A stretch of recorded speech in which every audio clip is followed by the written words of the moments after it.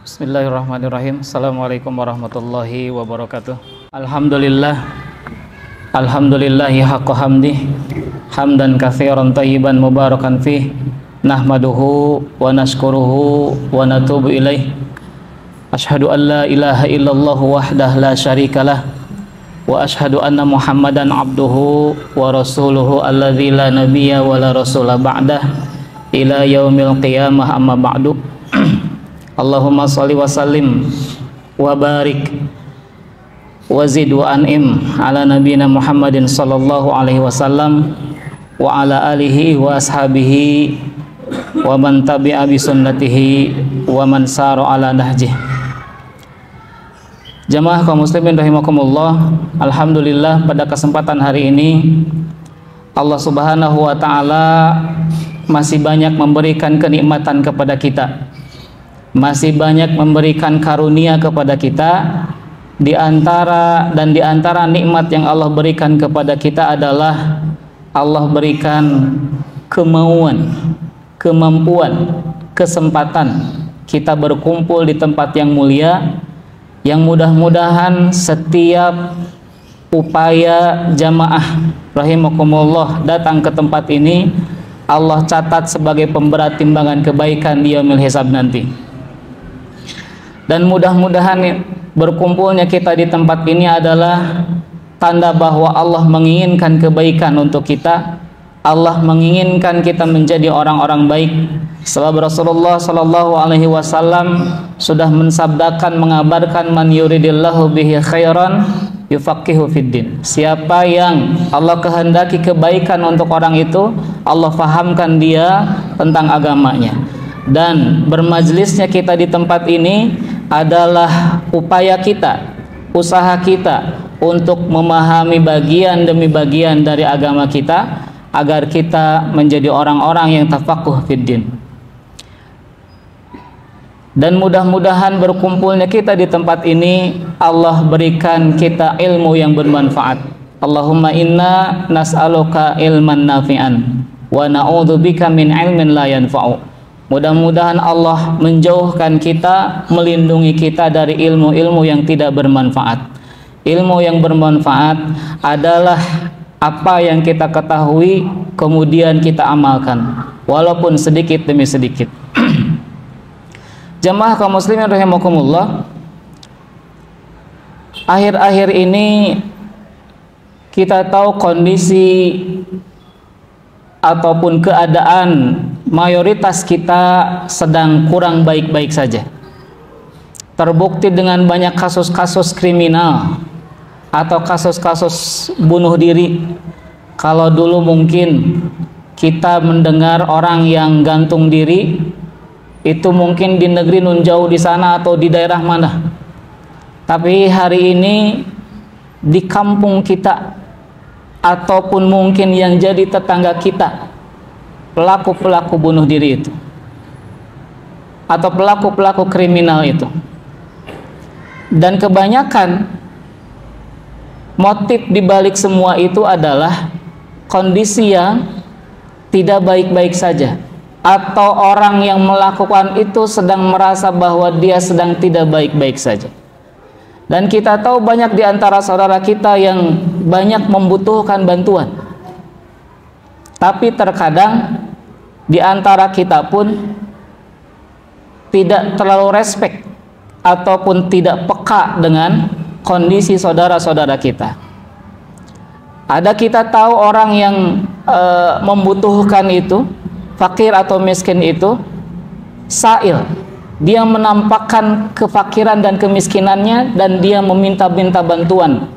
Tapi ada juga al-mahrum yang kondisinya dia walau fakir miskin tetapi dia menjaga harga dirinya dengan tidak menampakkan kemiskinannya. Bisa jadi di antara saudara-saudara kita pun, di antara teman-teman kita pun ada yang kalau lihat tampilannya mah stylish, krimis gitu ya. Motornya Masya Allah, padahal motor kantor misalnya, HP-nya Masya Allah, wah antum HP-nya 2, iyalah bang, anak fundraising CS gitu kan. Tapi dibalik semua itu bisa jadi dia menyembunyikan kebutuhannya, menyembunyikan kondisinya.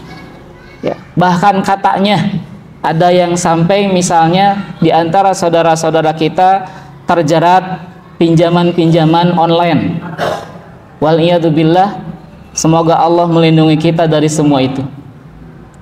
Nah, jamaah kaum muslimin rahimakumullah, kondisi ada sebagian orang yang membutuhkan bantuan.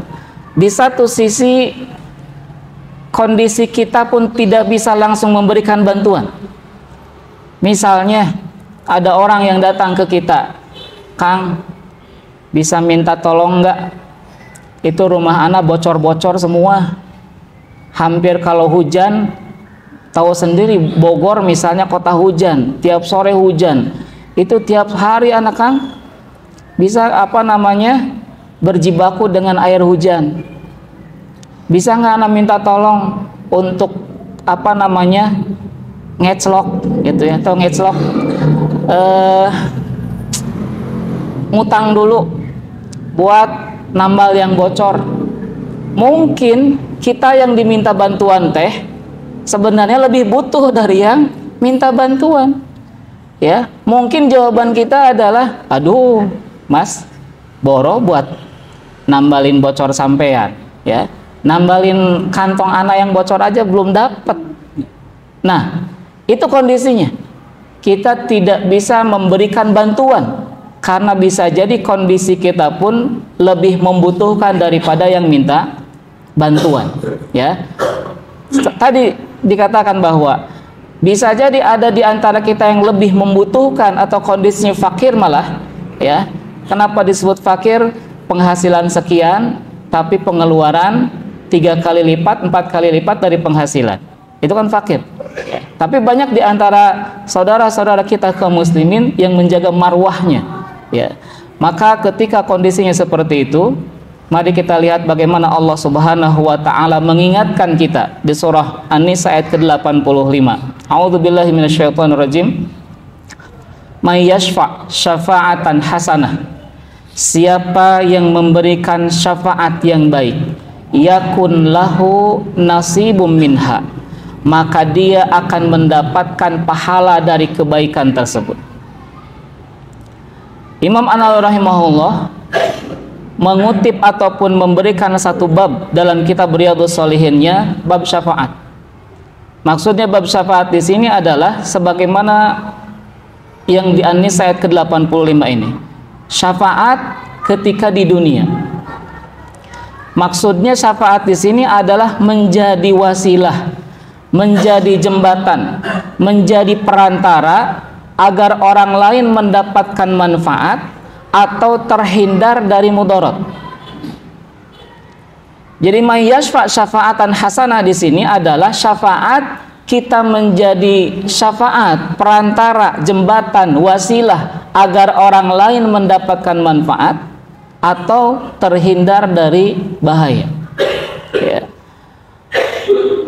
Atau juga menjadi perantara, wasilah, jembatan agar orang lain mendapatkan maaf dari pihak yang lain. Itu kata Imam An-Nawawi rahimahullah dalam Riyadhus Shalihinnya. Jadi ketika kita menjadi syafaat atau memberikan syafaat hasanah yang baik, yakun lahu nasibum minha, kita akan mendapat pahala dari kebaikan itu. Dan pahala itu didapatkan sesuai dengan usaha kita menjadi syafaat hasanah, sesuai dengan amal dan kebermanfaatan syafaat hasanah itu. Jadi syafaat hasanah itu, ya, seperti tadi ketika ada yang meminta bantuan kepada kita, ada yang menyampaikan kebutuhannya kepada kita, kemudian kita tidak bisa memberikan solusi langsung, maka kita bisa menjadi perantara orang itu memenuhi kebutuhannya atau mendapatkan manfaatnya. Tadi misalnya minta bantuan, "Kang, ini rumah bocor." "Aduh, anak mah boro-boro buat bantu antum, ya. Anak aja ngap-ngapan, tapi anak insya Allah bisa pertemukan antum dengan yang bisa membantu antum. Ya, misalnya kita ketemu Pak Syam, ya, itu Pak Syam insya Allah bisa memberikan solusi untuk pinjaman bocor antum. Ya, atau misalnya kita ketemu Pak Dik-Dik gitu ya, pengusaha sukses, maka bisa jadi itulah yang jadi syafaat. Kita nggak bisa bantu, tapi kita pertemukan orang yang butuh bantuan dengan yang kira-kira bisa membantu, kan gitu ya. Dan banyak di antara kita yang alhamdulillah lihat sudah melakukan hal ini, tidak bisa membantu, tapi mempertemukan dengan orang yang membantu. Ya, misalnya ada orang butuh kerjaan, minta ke antum atau nanya ke antum, Ustaz di sana ada lowongan pekerjaan nggak? Gitu ya. Kata antum, boro-boro lowongan pekerjaan di sini mah yang ada juga di efisiensi, gitu kan. Antum salah nanya, gitu kan. Nah, bisa jadi di sini sedang tidak membuka lowongan pekerjaan, tapi bisa jadi antum atau kita tahu ada orang yang sedang butuh pekerja. Ada Pak Haji tukang bangunan butuh tukang jaga toko misalnya, ada yang usaha konveksi butuh tukang jahit misalnya, ada yang segala macam, ya. Maka minimal kita sambungkan dengan orang yang membutuhkan pekerja, atau bisa jadi kita punya link-link lowongan pekerjaan. Coba nih, antum bisa coba hubungi nomor itu, ya.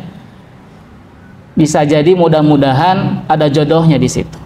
Artinya tidak stuck sampai, tidak berhenti sampai bahwa kita tidak bisa memberikan bantuan langsung apa yang dibutuhkan, tetapi kita bisa menjadi syafaat, perantara, wasilah, jembatan orang yang membutuhkan bantuan, dipertemukan dengan orang yang kira-kira bisa membantu. Dan Allah janji yakun lahu nasibum minha. Ketika kita memberikan syafaat seperti itu, kita akan mendapatkan manfaat dari kebaikan itu. Kita akan mendapatkan pahala dari kebaikan itu. Bisa dibayangkan sama kita, kalau kita menjadi perantara orang yang tadi butuh pekerjaan, kemudian kita sambungkan dengan orang yang membuka lowongan pekerjaan.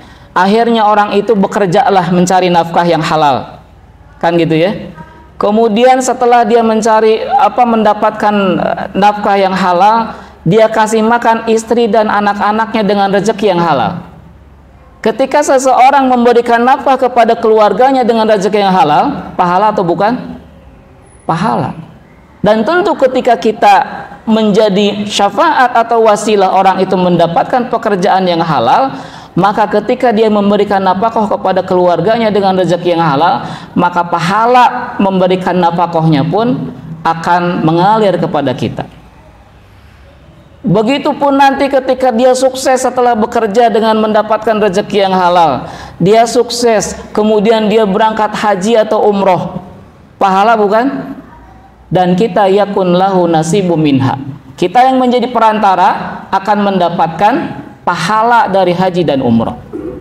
Kemudian dari rezeki yang halal itu dia birrul walidain, berbakti kepada kedua orang tua. Tiap mudik tuh yang tadinya zong, ya, cuman bawa nyawa saja, setelah dia mendapatkan rezeki yang halal, dia pulang ke rumah orang tuanya, memberi hadiah kepada orang tuanya, bahagialah orang tuanya, membantu kondisi orang tuanya.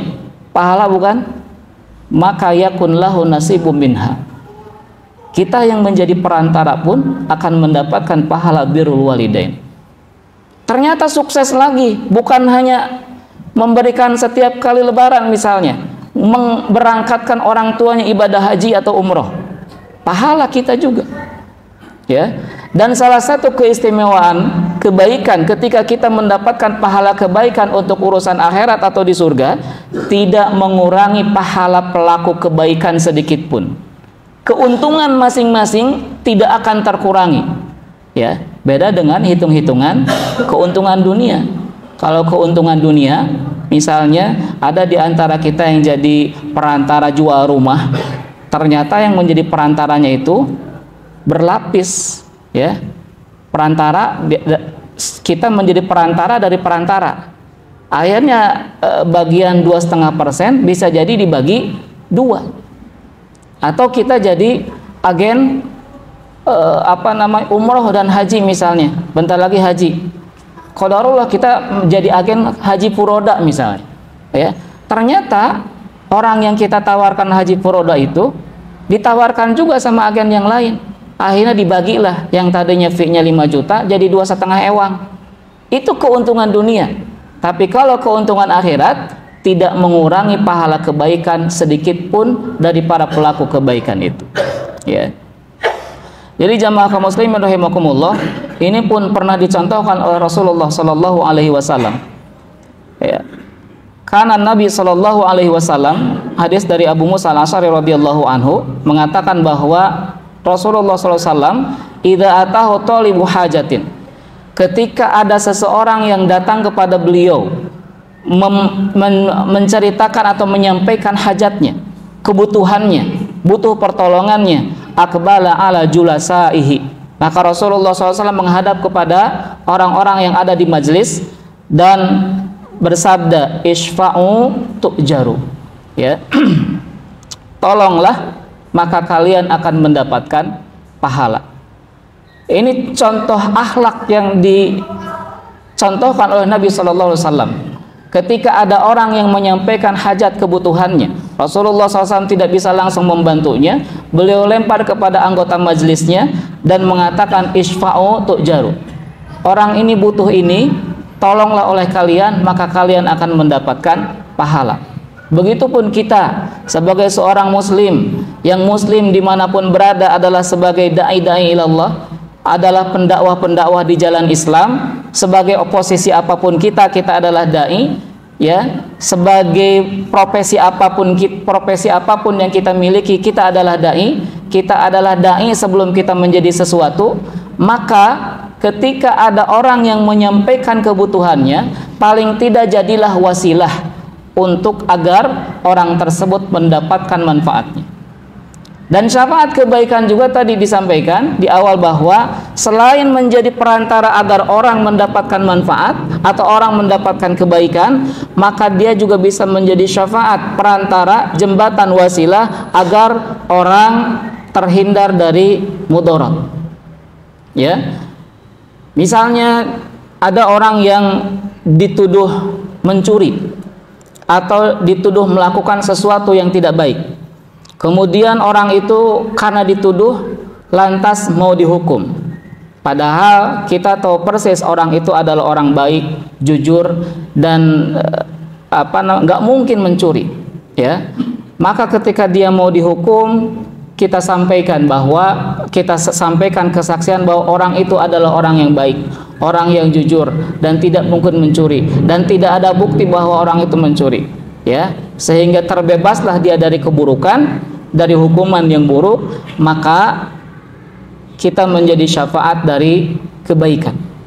Tapi begitu pun wa may yashfa' syafa'atan sayyi'ah. Kalau kita menjadi syafaat atau memberi syafaat, menjadi wasilah, perantara kepada keburukan, yakun lahu kiflum minha, maka kita pun akan menanggung dosa dari keburukan tersebut. Ya, misalnya ada orang yang lagi nyari cimeng, ya, tiba-tiba ada orang luar nyari cimeng. Kang punten, di sini ada yang jual cimeng nggak? Kebetulan antum teh tahu bandar cimeng, ya, di daerah sana misalnya. Dipertemukanlah, ya. Maka itu syafaatan sayyi'ah. Itu termasuk syafaat yang buruk. Kenapa? Menjadi perantara agar orang mengonsumsi sesuatu yang haram. Ya. Begitupun antum misalnya tadi niat antum teh baik. Ada ibu-ibu datang ke antum, Kang, saya teh butuh kerjaan atau saya teh punya anak sekian gitu kan. Sementara suami kabur. Terus antum teh saking pengen nolongnya tapi tidak ada solusi yang terdekat, antum gini aja Bu, open BO aja misalnya. Gini caranya open BO teh, ya.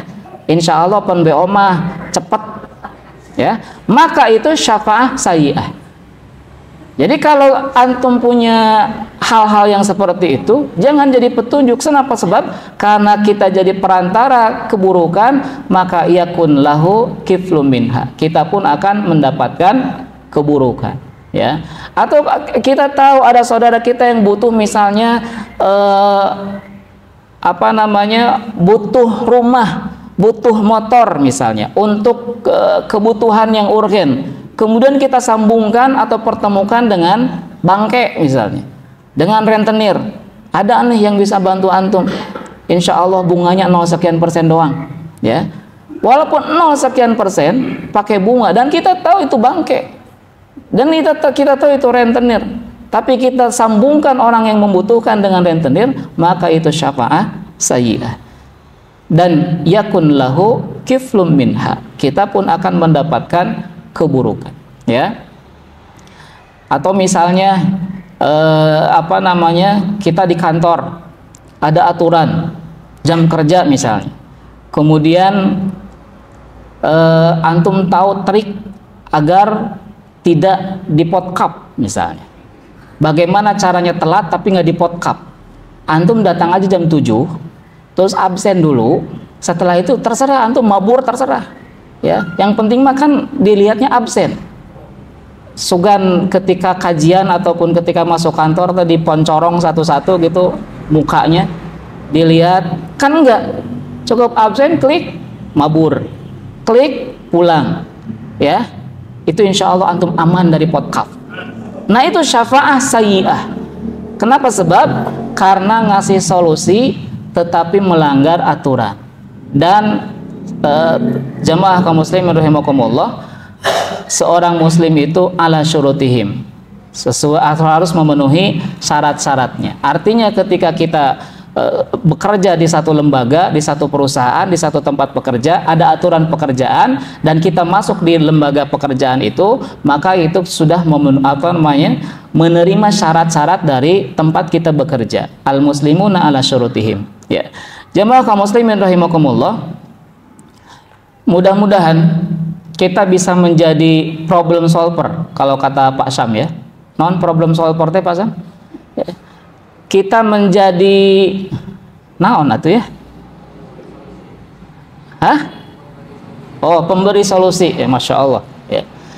Kita bisa memberikan solusi pada saudara-saudara kita yang membutuhkan, minimal yang terdekat, ya. Jangan sampai adalah saudara-saudara kita yang satu majelis ilmu dengan kita, satu tempat kerja dengan kita, ngajinya bareng-bareng, kebaikannya bareng-bareng, tetapi ternyata di balik barang-barang yang itu kita tidak tahu bahwa saudara kita sampai terjerat rentenir misalnya, terjerat pinjol. Karena saking apa? Saking kita tidak memperhatikan kondisi saudara-saudara kita, ya. Saking kita tidak peduli dengan kondisi saudara-saudara kita. Dan saudara-saudara kita juga yang ataupun di antara kita yang membutuhkan bantuan, ya, jangan ragu dan jangan malu-malu untuk menyampaikan bahwa, aduh Ustadz misalnya, ya, ke Pak Abu Fayad, bisa tolong nggak, anak teh udah 3 bulan belum bayar kontrakan, ya, bisa ngasih solusi nggak? Insya Allah Abu Fayad akan pertemukan dengan orang yang bisa memberikan solusi. Yang penting usaha dulu, jangan pesimis duluan. Minta tolong sama saudara kita satu majelis, mission impossible tuh, gitu.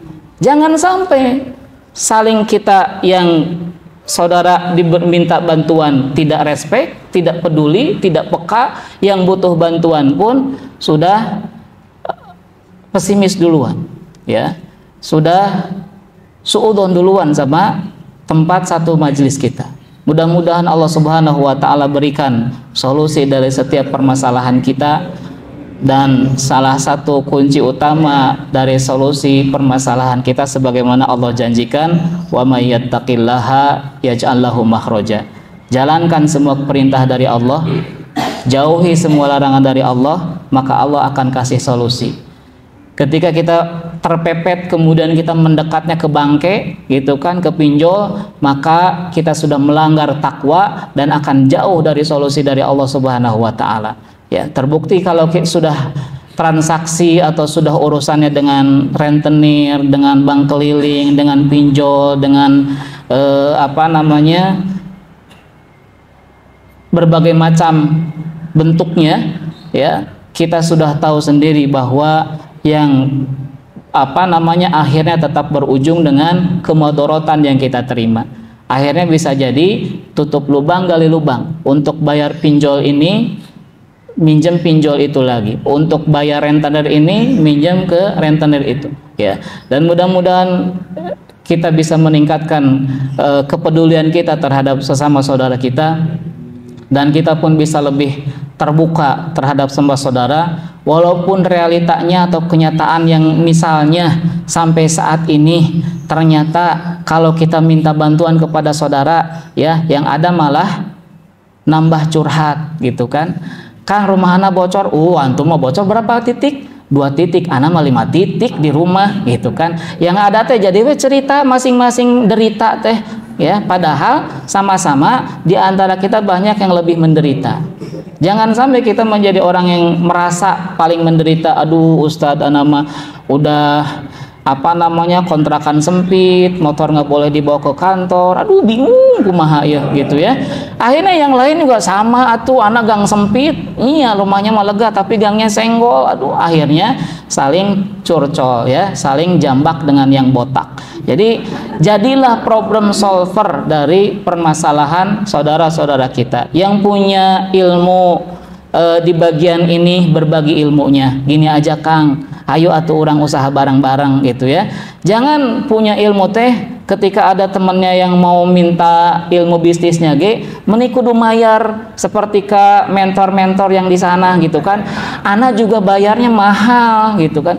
Atuh antum kita yang sudah ngaji, ya, lihatnya jangan hanya faktor duniawinya. Ketika antum belajar mahal, mendapatkan ilmu itu dan antum sukses, kemudian antum berbagi dengan saudara-saudara kita sesama muslim, sukses, yakun lahu nasibu minha. Kita akan mendapatkan aliran pahala sesuai dengan kebermanfaatannya.